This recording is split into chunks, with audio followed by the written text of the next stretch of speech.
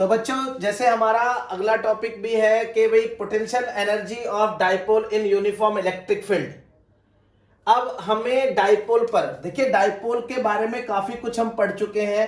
पहले हमने डाइपोल पे क्या पढ़ा, सबसे पहले डाइपोल का इंट्रोडक्शन पढ़ा कि आपके पास दो चार्जेस हैं, अपोजिट चार्जेस, एक नेगेटिव एक पॉजिटिव, और उनके बीच का सेपरेशन बहुत कम है, बीच का सेपरेशन बहुत कम है, तो हम उसे डाइपोल बोलते हैं। सेम मैग्नीट्यूड होना चाहिए दोनों चार्जेस का। ओके, देन उसके बाद हमने पढ़ा कि भाई वो किस तरह से पॉइंट, किसी पॉइंट पर जो आपका इलेक्ट्रिक डाइपोल है और किसी भी पॉइंट पर, एनी पॉइंट पर पढ़ा, एक्सियल पॉइंट पर पढ़ा, इक्वेटोरियल पॉइंट पर पढ़ा कि इलेक्ट्रिक फील्ड कैसे वो लगाता है। वहीं उसके बाद हमने उस डाइपोल को जाके कहां रख दिया, यूनिफॉर्म इलेक्ट्रिक फील्ड में। तो अभी थोड़ी देर पहले हमने पढ़ा था कि आपका जो इलेक्ट्रिक फील्ड में रखने पर, यूनिफॉर्म इलेक्ट्रिक फील्ड में रखने पर डाइपोल क्या करता है, एक टॉर्क फील करता है, और वो टॉर्क क्या होता है, P क्रॉस E। ये हम पढ़ चुके। उन सब नॉलेज को लेते हुए हम आगे बढ़ेंगे। सबसे बहुत इंपॉर्टेंट आपका है कि पोटेंशियल एनर्जी, या हम वर्क डन भी बोल सकते हैं, टू रोटेट का पोटेंशियल एनर्जी ऑफ डाइपोल। भाई जो डाइपोल है उसे कहां, इन यूनिफॉर्म इलेक्ट्रिक फील्ड। आप अगर इसको ध्यान से समझो तो पहले समझने की बात है कि भाई आपकी इलेक्ट्रिक फील्ड है, मैंने आपको बताया भी है डाइपोल के रोटेशन के बारे में अच्छे से, आपने पहली वीडियोस आपको जरूर देखनी है। तो ये आपकी यूनिफॉर्म इलेक्ट्रिक फील्ड हो गई। ओके, तो अब हमने क्या करा कि यहां पर कहीं पर भी आपका इस तरह से रखा है कौन, एक डाइपोल, ये पॉजिटिव चार्ज, ये नेगेटिव चार्ज। अब आप जानते हैं कि इसके बीच में ये एंगल बना कितना, थीटा। तो थीटा एंगल पर है ये थीटा एंगल कुछ भी हो सकता था, पर इसके बारे में हम बता चुके हैं रोटेशन के, पर यहां रखा है ऐसे ही मान लिया हमने, लेट कर लिया कहीं पर भी।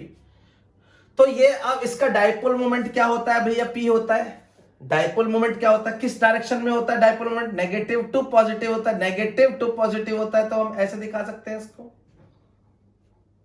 ओके, यहां से होते हुए पूरा नेगेटिव टू पॉजिटिव, एक वेक्टर की तरह लगाए तो, अगर बीच सेंटर से लगाए तो भी थीटा यहां भी बनेगा, यहां सब जगह थीटा एंगल बनाएगा। ओके, अब हम बात करते हैं भाई, अगर मान लीजिए ये तो स्टेबल होने की कोशिश करेगा, यहां पे आ जाएगा। अगर इसे थोड़ा सा हम क्या करें, यहां ना लेकर थोड़ा सा आगे बढ़ा दे, जैसे हम इसको ऐसे बना सकते हैं कि इसी पॉइंट से थोड़ा और आगे बढ़ा दिया, मतलब इतना पॉजिटिव, तो यहां आ गया। तो यहां पर एक एंगल बन गया डी थीटा। पहले कितना पहले थीटा था, पहले कितना था, यहीं आप बना लीजिए, यहां पर पहले थीटा था, अब कितना हो गया, डी थीटा हो गया। थोड़ा डिस्प्लेस कर दिया उसको, पहले क्या कर दिया, डिस्प्लेस हो गया, यहां से थोड़ा यहां पे आ गया। समझ रहे हैं आप सब बच्चे? ओके, और यहां पर हम एक इलेक्ट्रिक फील्ड बना ही देते हैं, यहां पर भी बना देते हैं, फिर हमें यहां भी बनानी पड़ेगी क्योंकि यूनिफॉर्म इलेक्ट्रिक फील्ड है तो सबका गैप सेम होना चाहिए। अब देखिए यहां पर ये आपकी ये एंगल जो ये एंगल बना आपका, ये क्या है, थीटा। ठीक है, मैंने बताया था आपको पिछली वीडियोस में भी कि ये आपका मेजर करेंगे थीटा, और यहां से भाई यहां पर क्या हो रहा है, सब कुछ नहीं बदल रहा, क्या बदल रहा है, सिर्फ डिस्प्लेस हो रहा है थीटा से, एंगुलर डिस्प्लेसमेंट हो रहा है। तो ये रोटेट करके इधर, तो इसका रोटेशन इधर की तरफ चल रहा है। हमने इसको खुद रोटेट किया, हालांकि इधर ही आना चाहता है, हमने इसको रोटेट किया, हमने इसे रोटेशन दी है अपने पास से, तो वर्क डन किया, हमने वर्क किया इस पर। अब वर्क करेंगे तो इसको यहां पकड़ करके इसमें एक पोटेंशियल आएगा, वही पोटेंशियल निकालना चाहते हैं कि वो कितना होगा। तो हम इसे कैसे लिखेंगे, देखिए, suppose an electric dipole A B, हमारा ये ए और बी है, हैविंग डाइपोल मोमेंट इसका P होगा, और इन ये प्लेस्ड है किस पर, यूनिफॉर्म इलेक्ट्रिक फील्ड पर, स्ट्रेंथ उसकी E है, और थीटा उसका एंगल थीटा बना यहां पर, आप समझ रहे हैं, यहां से यहां तक थीटा है। ओके, तो ये है, और आप टॉर्क एक्टिंग ऑन डाइपोल, हमें पता है इसका टॉर्क निकाला था हमने, क्या होता है, torque equal to PE sine theta, इसका मैग्नीट्यूड वाइज है PE sine theta. Okay, work done to rotate the dipole by small angle theta, अगर हमने थोड़ा सा थीटा एंगल इधर किया तो वर्क डन क्या होगा, बहुत ध्यान से देखिए, बहुत छोटा सा डिस्प्लेसमेंट तो बहुत थोड़ा सा वर्क, बहुत थोड़ा सा डिस्प्लेसमेंट तो बहुत थोड़ा सा वर्क, क्या होगा, फोर्स, भाई ये क्या है, देखो ये हमारा फोर्स इंटू डिस्प्लेसमेंट। वर्क क्या होता है, फोर्स इंटू डिस्प्लेसमेंट। फोर्स क्या है, फोर्स तो यहां 0 है, तो फोर्स की जगह क्या है, घुमाने वाली फोर्स। कौन सी, टॉर्क। कौन सी, टॉर्क लग गई, टॉर्क। तो टॉर्क इंटू डिस्प्लेसमेंट, डिस्प्लेसमेंट कितना हुआ, थीटा एंगल हुआ इधर की तरफ। अब 180 कैसे आए, बहुत ध्यान समझिए।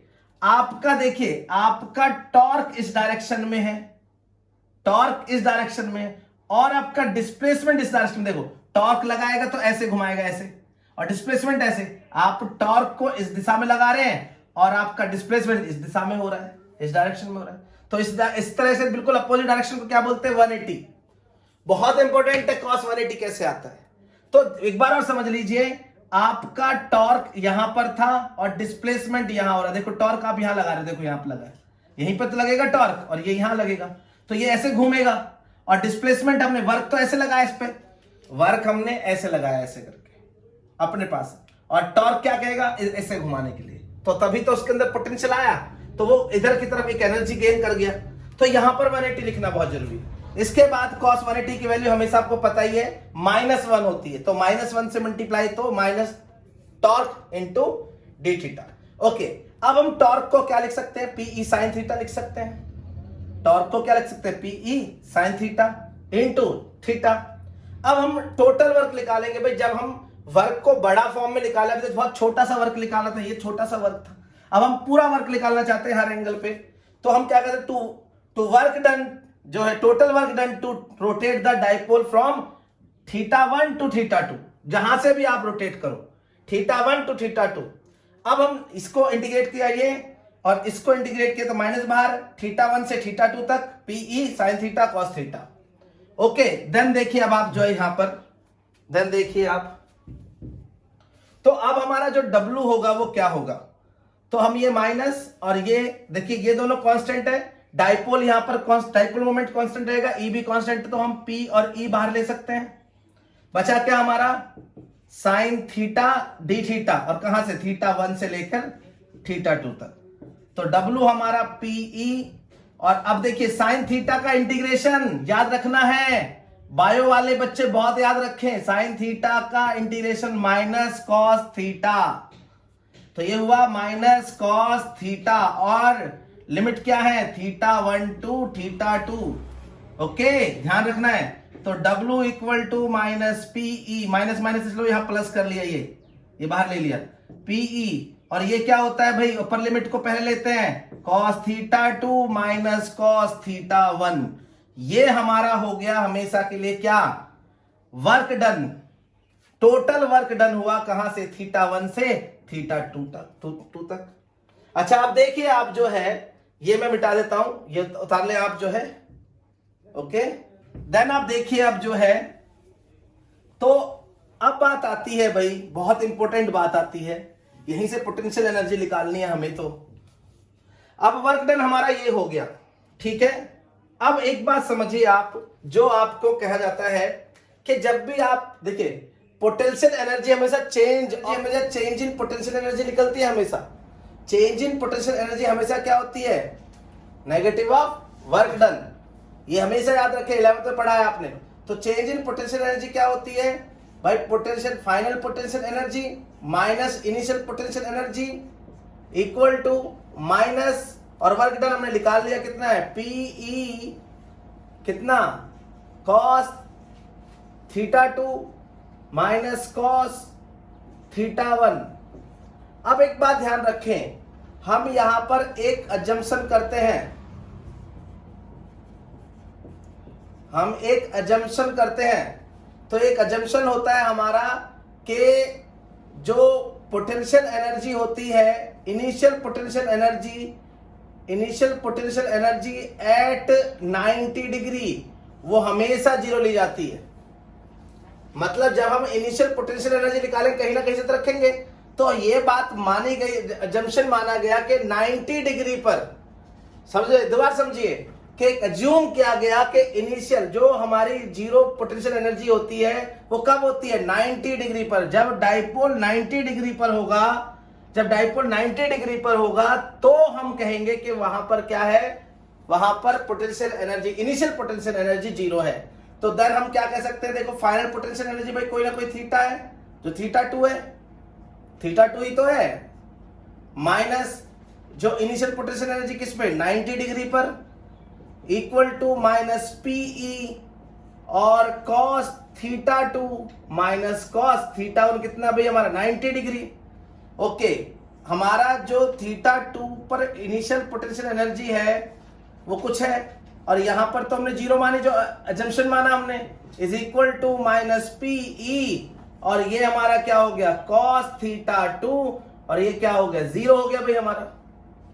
ओके, तो हमारा ये तो 0 तो क्या है, तो थीटा 2 जहां पर हमारा है थीटा 2 पर माइनस पीई कितना कॉस थीटा 2 आपकी एनर्जी आएगी, पोटेंशियल एनर्जी।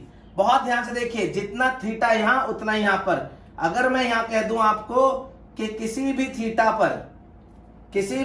पर मतलब जिस 60 degree, 80 degree, 90 degree, 50 degree, 70 degree, 180 degree, जिस पर भी आप चाहें उस पर आप क्या निकाल सकते हैं, पोटेंशियल एनर्जी क्या होगी माइनस पीई कॉस थीटा। बहुत इंपॉर्टेंट। अच्छा, आपको ये पता है कि जब ए बी कॉस थीटा होता है तो उसे हम क्या बोल सकते हैं भैया, ए डॉट बी भी बोल सकते हैं, याद है, ए वेक्टर डॉट बी वेक्टर। इसलिए पोटेंशियल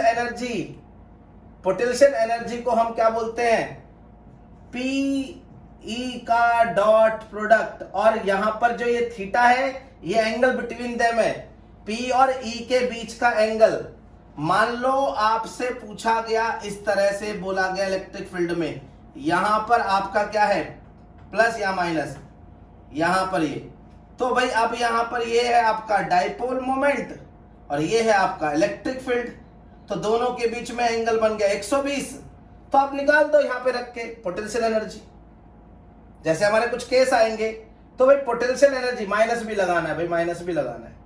तो ये हमारा हुआ पोटेंशियल एनर्जी का फॉर्मूला कि भाई डाइपोल पर पोटेंशियल एनर्जी किसी भी पॉइंट पर, पॉइंट मतलब किसी भी एंगल ही तो वेरी कर रहा है यहाँ पे भाई, एंगुलर मोमेंटम कर रहा है वहां पे, तो एंगल ही आपका क्या कर रहा है, एंगल ही वेरी कर रहा है। तो इसलिए एंगल जिस एंगल पे चाहिए उस एंगल पे निकाल लो क्या, पोटेंशियल एनर्जी। उम्मीद आपको समझ में आया। सबसे इंपॉर्टेंट ये बात है आपकी कि अजम्पशन आपका क्या होता है, इनिशियल जो आपकी पोटेंशियल एनर्जी 0 कहां मानी गई है, जब डाइपोल 90 डिग्री पर रखा होगा तो उसी का इनिशियल पोटेंशियल एनर्जी क्या होगी 0 होगी। अभी कुछ मेन पॉइंट पढ़ेंगे, पहले आप ये उतार लीजिए। ओके, तो अब आपके जो है मेन पॉइंट आते हैं जो हमने पढ़ा अभी। मेन पॉइंट पे क्या है कि भाई व्हेन थीटा इज 0 डिग्री।